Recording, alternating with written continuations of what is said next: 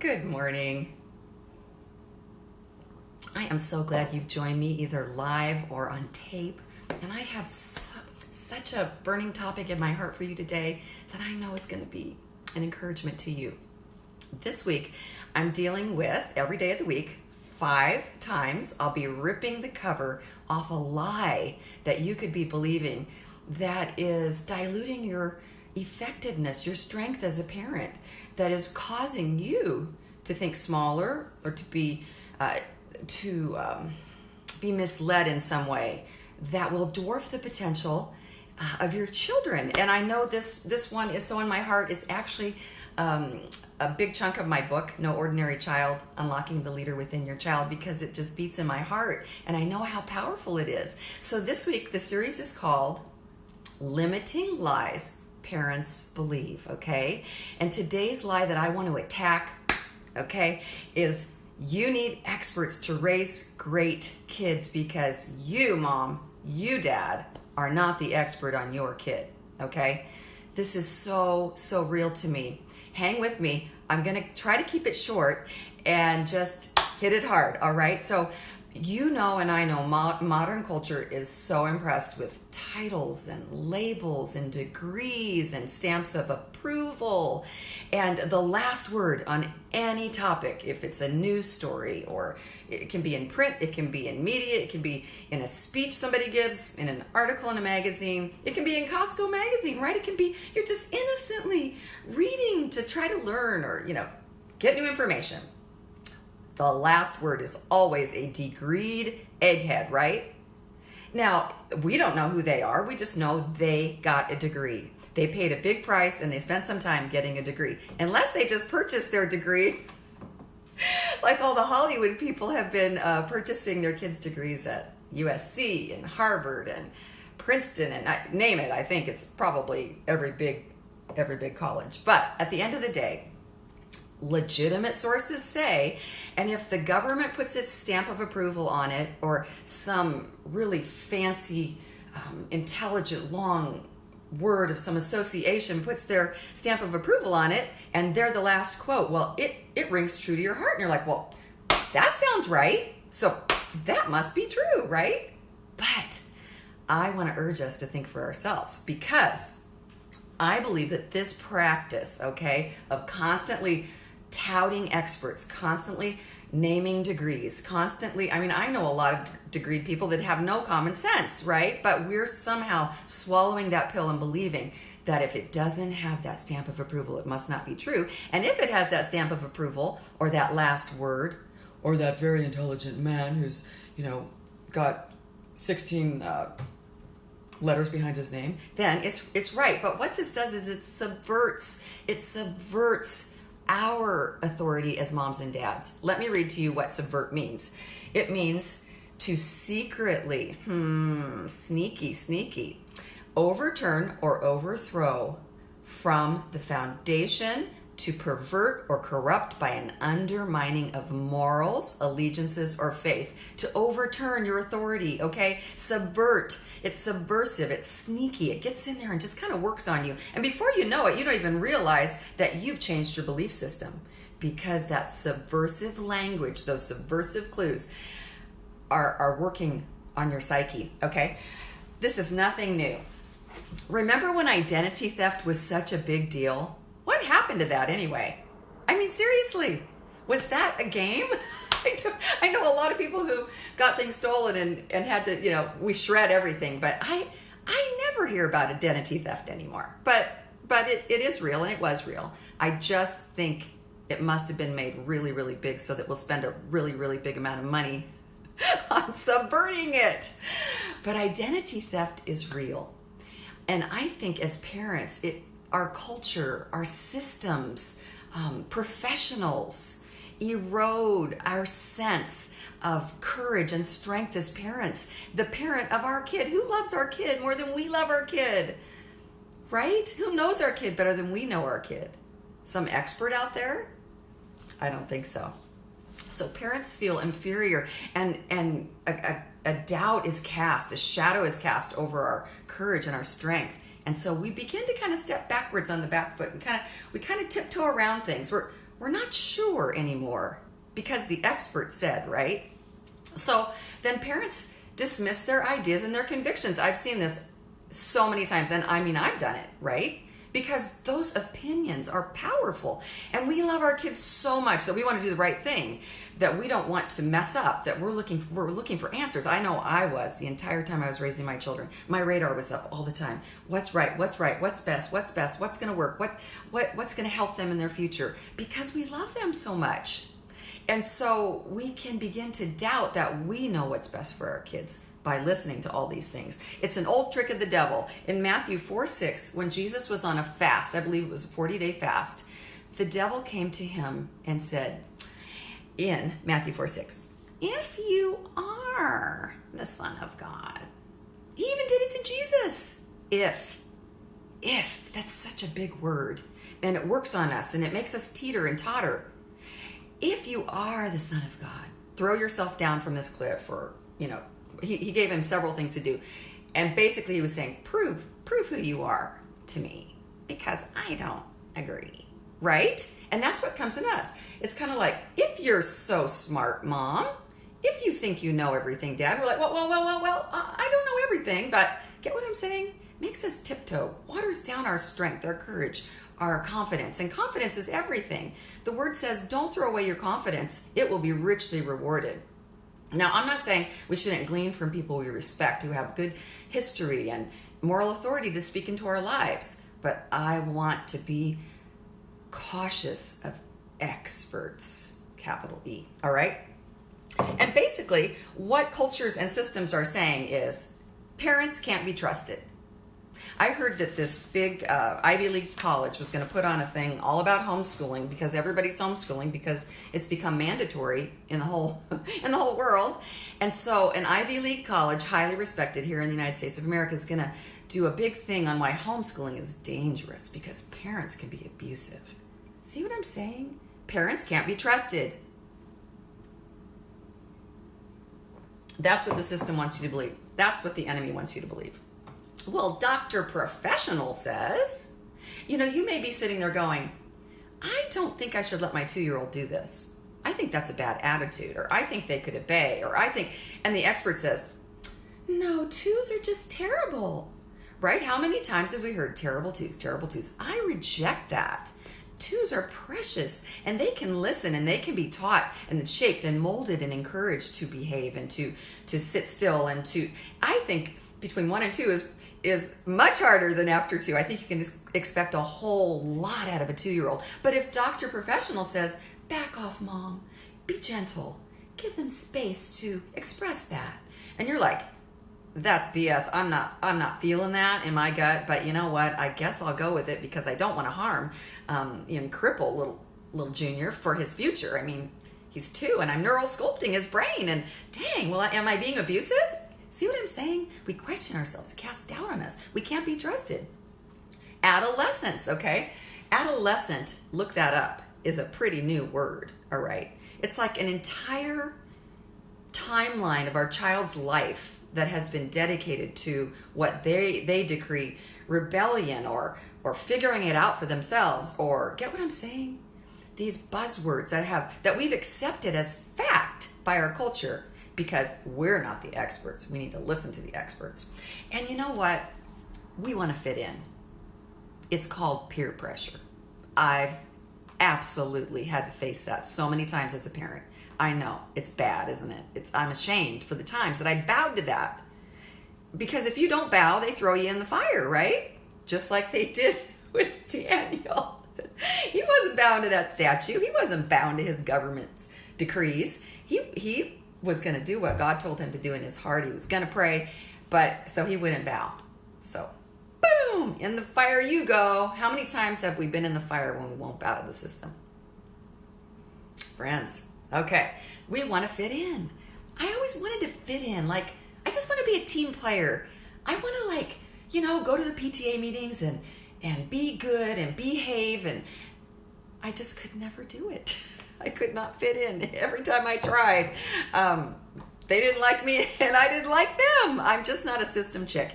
And I think that we've got to think for ourselves. And most of us, if we think for ourselves, we're not going to be system system people in a lot of ways.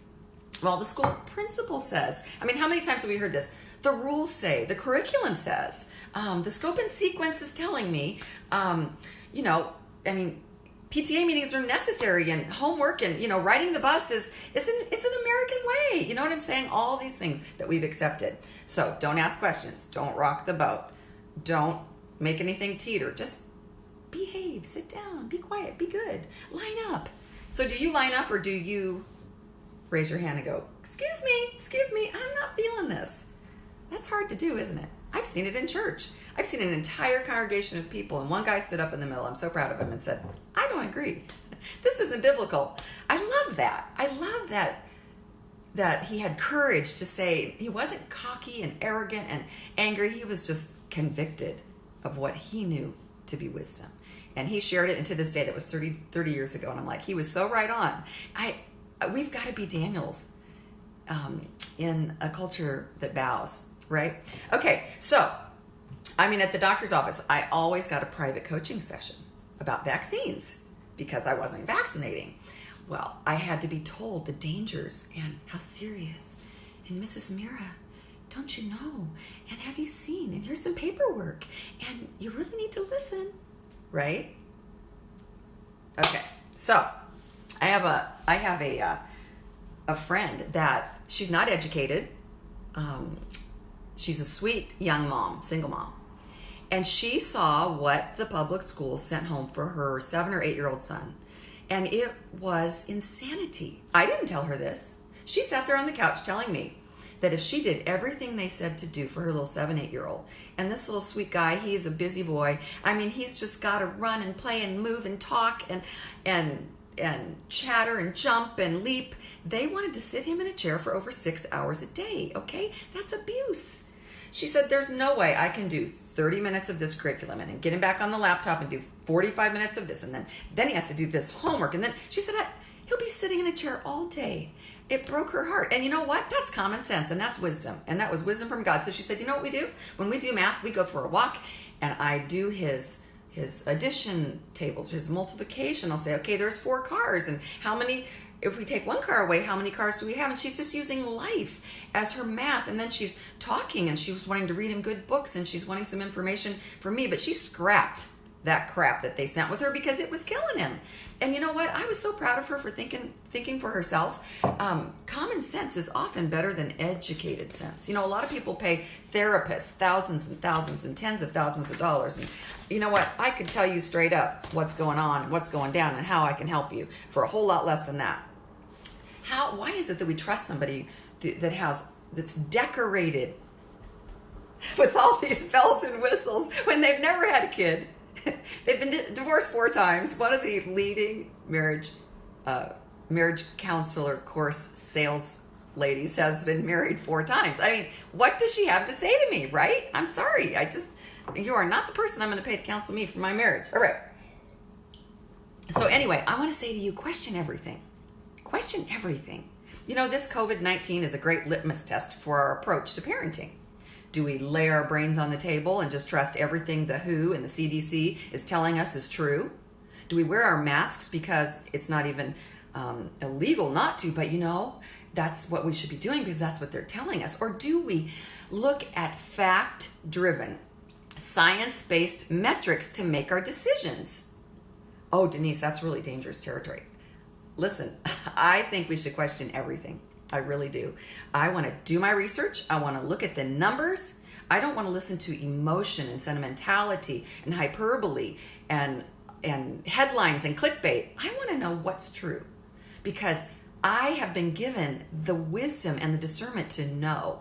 And if I dig deep enough and want to know bad enough and have passion for it, I can figure this out for myself and for my own family. What is really going on here, right? So question everything. So you got a red flag, okay? Here's some common red flags with parents. That iPhone, that laptop with the bedroom door closed, that curriculum, that new sex education curriculum here in Washington State, baby, check that one out. Boo, boo, boo. And our governor's waving it, right? Friends, think for yourselves. I don't care if they've been elected. I don't care if they're degreed. I don't care if they're who they are. Think for yourself, okay? Red flags. That teacher, something just doesn't sit right. That rule, I don't agree with that rule. I wasn't allowed to wear maxi dresses in grade school. Well, I just put on a maxi dress and wore it all the way down to my toes. And I got called into the principal's office for wearing a maxi skirt. Well, whatever. My friend wore hers too. We were displaying solidarity. I love breaking the wrong rules. Okay. I'm not saying do anything illegal. Okay, I'm not endorsing that. I can't put a qualifier in everything. But you hear my heart. That friend Junior's hanging out with, that friend Sissy has, just doesn't sit right with me. Not digging that. That overnight. You know, fingernails on a scratch or scratching down a chalkboard. Those vaccines, I don't know, they just keep telling me something isn't right about that. We used to get our kids in the car, we're going to drive them to the place to get their vaccines. And my husband would go, this is bugging me. This is bugging me. I can't do this. I can't do this. And he'd turn the car around and oh my gosh, we were wrestling through. We have been pioneering since the day we met. And pioneers don't always get it right. And they don't always, they're kind of just, you know, they got their machete and they're cutting down the weeds and they're trying to figure this out and they got their hatchet, but there's so many questions and there's not all the data you want. But something in your spirit says, I don't like that. Don't like that. Okay, so fashion. You know, I know that those are the only swimsuits on the racks at Target, but something tells me a 5-year-old shouldn't be in a string bikini, right? But you know, this is what society is approving. I mean, this is what's fashionable. I don't want Sally to be left out. I mean, I wouldn't want Junior to be rejected by his peers. Maybe we should just go ahead and do that, right? You're the expert on your kid. If that red flag is waving, it's probably for a reason. Talk to a mom or a dad that you deeply respect, who isn't hyper legalistic, who loves the Lord and who has wisdom, who's doing a good job, you see good fruit in their lives. But don't trust Target. Okay, those peers, that bedtime, I just don't agree with that. That new Washington State curriculum, that book they told Junior to read, are you kidding me? Shades of Gray? Friends, think for ourselves. So, do you defer to the high school counselor? I had a friend who knew his son was having a drug issue. He just sensed it. He just smelled it. It was just little, but it was crawling up the back of his neck. And he went and he talked to the high school counselor because the high school counselor was the expert and he was going to sort his son out. Well, the high school counselor lost the memo on the desk, never did talk to the kid. He's in jail today, but I'm not saying it was the high school counselor's fault. I'm just saying that the father needed to take his own authority. He had his own voice. He was the professional. He was the expert for his son. He knew his son. He raised his son. He produced his son. He lived with his son. But he handed it over to the high school counselor because the professional was going to handle it, right? Friends, this is a mindset that gets in us because subversively, all these messages and our shaming and telling us we aren't to be trusted. We don't know better. We're not scientists. Well, Bill Gates isn't a scientist. What's he doing jumping in on vaccines, telling us how we should be doing our bodies? And I don't want to get political, but I'm just saying, who are we listening to? Who are we trusting? Who are we believing? Who knows your kid better than you know him? God and you, okay? So I'm handing back the reins of parenting to you. I'm giving you permission to be the expert on your own kid. God's word is so clear on this. It says children are a gift from God. They are arrows in the hand of a mighty man. Okay, arrows are weapons. Arrows are something that a man had to aim and point and direct. Okay, the arrows were given. Those children were given to the father to direct their course, to aim them where they want them to go, to make them to put their thoughts and their DNA in those living arrows so that those arrows would produce and project the truth that the parent has in their heart and spirit, right? They weren't given to a system. They weren't given to a degreed person. They weren't given to the therapist. Those arrows are in the hands of a mighty man for a reason, Dad, because you have the power, you have the impetus, you have the understanding, you have the authority to speak, to send, but no, somebody says, oh, Junior has a problem, take them over here. See the big sign with all the degrees? That's where he should go. And you know what, sign them up for that. Just get them on that track because it'll help them. Oh, go there, because you know what? Our whole culture wants us to hand our kids off to somebody else who knows better than us. And I want to say that is a lie. You're the expert on your kid. Proverbs 22 says, I should train up my child in the way he should go. And when he's old, he should not depart. So many people are turning their kids over to somebody else who's better qualified, okay? You train up my child in the way they should go because I don't want them to lack anything. Friends, these are lies, and they will dilute your strength. They will discourage your heart. They will depress you and back you in a corner, sucking your thumb because you aren't smart enough to know what's best for your kid. And that's a lie, and we're tearing that down today. How do you like that? I'm excited about it because had I listened to all the professionals and all the voices and everybody with a label and all the relatives telling me what they thought I should do with my kids, friends, I would have a whole different story right now. And some of you are telling yourself, fables, they're your story, but they're not your story. So reject it. Burn that book, okay? Burn that book because you are the expert on your kid. Thanks for joining me. If you think that this would encourage another young mama or daddy or grandma or grandpa, please share it. And visit me at denisemira.com. I've got some really good resources on there, and I'd love to send you a video and a tool today to impact your home and raise happy kids who persevere. And a video about this mandatory homeschooling that I think will inspire and encourage you. We need encouragement. We need voices that tell us that we can do this. The voices in my life that helped me to see the truth from the lie. That those common sense voices who had decades of experience in what I wanted to be successful in were they were fuel for my fire as a mama. And if I can help you somehow in just an itty bitty little way with something that I have that will change the game for you, I want to do that. Join me tomorrow for lie number 2, limiting lies parents believe. I'll see you then. Make it a great Monday. Bye-bye now.